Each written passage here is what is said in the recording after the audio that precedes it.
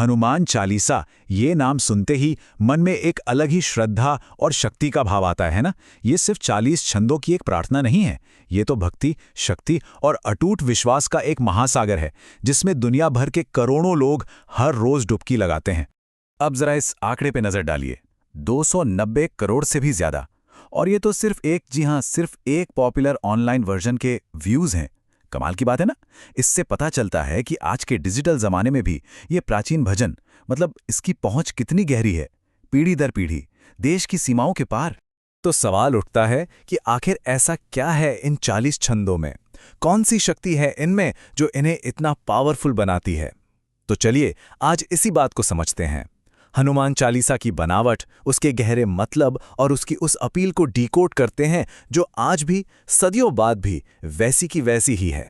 अच्छा, एक बहुत ही दिलचस्प बात है, हनुमान चालीसा की शुरुआत सीधे सीधे श्री हनुमान की प्रशंसा से नहीं होती। नहीं, सबसे पहले प्रार्थना की जाती है अपने ही मन को साफ करने की, उसे शुद्ध करने की। मतलब पहले खुद को तैयार करना है ताकि हम परमात्मा के गुणों को सही से समझ सकें और उन पर ध्यान लगा सकें। ये देखिए, बुद्धिहीन तनु जानिके सुमिरो पवन कुमार।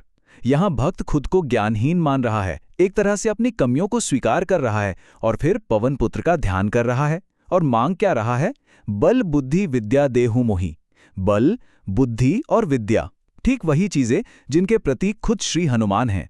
कितनी विनम्र और गहरी शुरुआत है ये पूरी चालीसा के लिए। तो इस शुरुआत के बाद चालीसा हमें ले चलती है श्री हनुमान के स्वरूप की ओर। चलिए देखते हैं कि कैसे इन छंदों में उनके रूप, उनके गुण और उनकी अपार शक्ति की एक जीती जागती तस्वीर खींची गई है।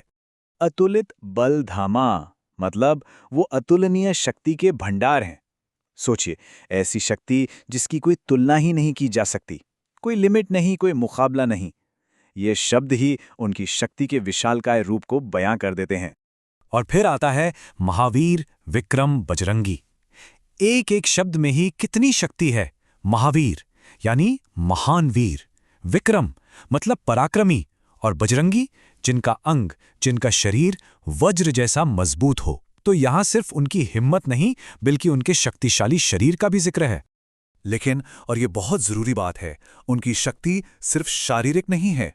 चालीसा हमें बताती है कि वो विद्यावान, गुणी, अति चातुर हैं, मतलब ज्ञान से भरे हुए, गुणों की खान और बहुत ही ज्यादा चतुर। तो उनकी अपार शक्ति को सही दिशा कौन देता है? उनका विवेक, उनकी बुद्धि। तो अब हमारे पास शक्ति है, बुद्धि है, गुण है, लेकिन इन सब का इस्तेमाल कहाँ होता है? यही हनुमान चालीसा का सबसे बड़ा सार है। श्री हनुमान अपनी इस सारी की सारी शक्ति और बुद्धि को सिर्फ और सिर्फ एक ही काम में लगाते हैं, और वो है श्री राम की निस्वार्थ सेवा। ये पंक्ति सब कुछ कह देती है।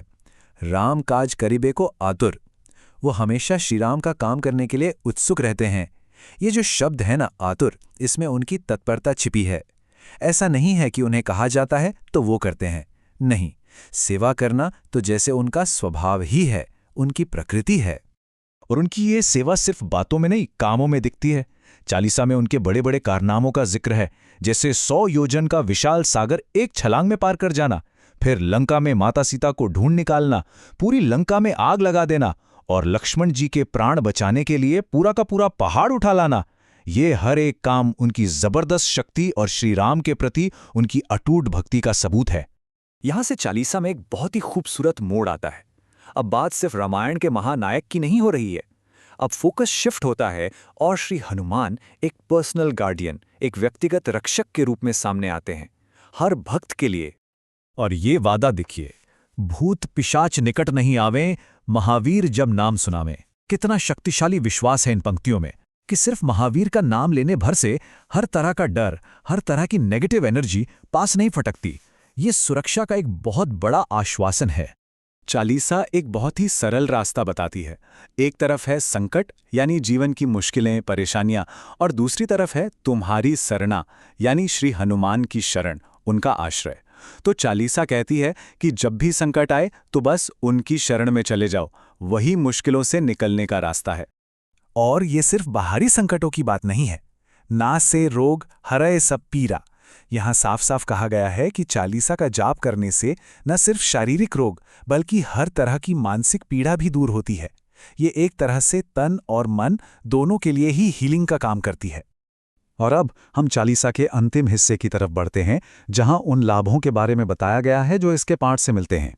इसे आप आस्था का फल या रिवॉर्ड भी कह सकते हैं। तो देखिए क्या क्या फल मिलते हैं। हर तरह के संकट से मुक्ति, हर दुख दर्द का नाश, एक आध्यात्मिक शांति का अनुभव, श्री राम का आशीर्वाद मिलना और यहां तक कि जन्म मरण के चक्र से भी छुटकारा। मतलब इस दुनिया की परेशानियों से लेकर मोक्ष तक का रास्ता बताया गया है। और अंत में इसे लिखने वाले महान संत गोस्वामी तुलसीदास जी अपना नाम नहीं लेते। वो क्या कहते हैं? सदा हरि चेरा, मतलब मैं तो हमेशा भगवान का दास हूं। इतनी बड़ी रचना करने के बाद भी इतनी विनम्रता, ये भक्ति की भावना को और भी ऊंचा उठा देती है। तो कुल मिलाकर हनुमान चालीसा क्या है?